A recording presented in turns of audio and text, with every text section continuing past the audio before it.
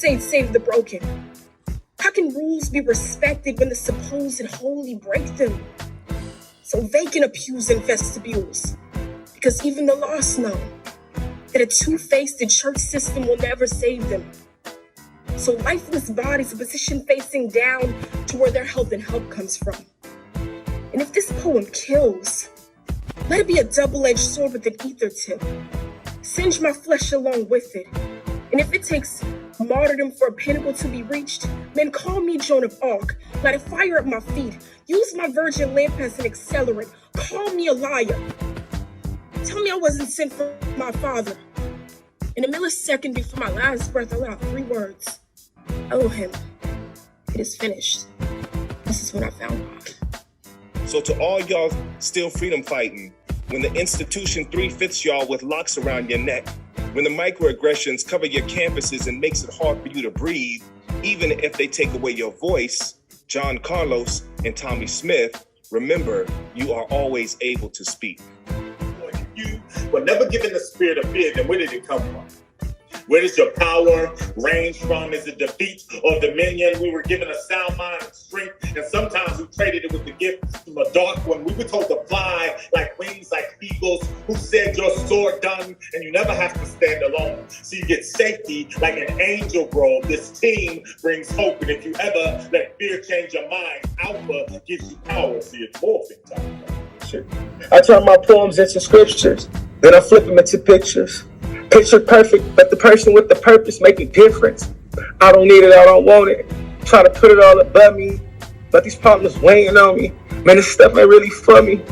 Try my best to find my thinking when I'm stuck up in this treason. Try my best to face the reasons when influenced by the demons. Disrespecting her and him like new millennium minstrel men, where lack and failure is a synonym. We're at least synonymous with swindling. And cocoa-colored girls sweeter than cinnamon and seedless watermelon. Breath smell of mint, showered in sensitive sediments embedded in cement, are now just filled with venom. You see, she's been weathering the elements and dodging men since she was 11. But men pretend to be heaven sent. Now she's lying in a lion's den with lying men whose lies spin and send her crying then. Free-spirited, full of faith, and filled with joy. Unique, understanding, and united are my Black girls, boys, or whomever they desire to be. Talented and truly destined to be future kings, queens, and royal human beings. To mothers who nurtured and fathered, who always made something out of nothing, who knew life ain't been no crystal stair, but sacrifice anyway. Ritual hunt for all the ways to reflect a daylight we only know how to dim. Why allow God's text to gather dust? Why allow the meal to be hand-fed from adulthood back to rebirth? See, this is that rehabilitation poetry. And God didn't really take my mama, he just gave me her blessings. Forever stressing. Without suppressing style and grace, for every woman named courageous, who are footnoted on pages of his story, titled and untitled in her story, Asante. Unyielding, uplifted, and unconditionally loved, respectful, responsible, resilient, and most definitely heaven sent. Educated, empathetic, ecstatic about being Black.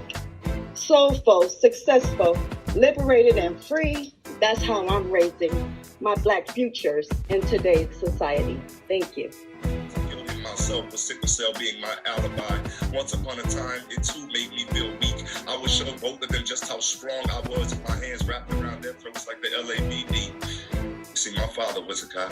I hated cops because I heard they killed little Black boys just like myself. But I suppose it only takes a couple of traits to manifest the disease. So tell me, do you know what it's like to have it in your blood to kill boys who look just like Black fist holding our voices in the air, careful not to let a single echo melt in the backdrop of an American flag. Honest to God and your Pumas. These make the best bullies. Conversely, I hear bullies make the best pigs. Who's to say who deserves to be eaten alive? You know, I still remember my 15th birthday. My daddy wasn't there, but sickle cell was. He made sure I was spread wide on the ground while my mother decorated the cake in the kitchen. Tears fell from my eyes, hot enough to light the candles. I screamed for help, but she never came. She was too busy celebrating me being alive. Fast forward to my first day of college. No.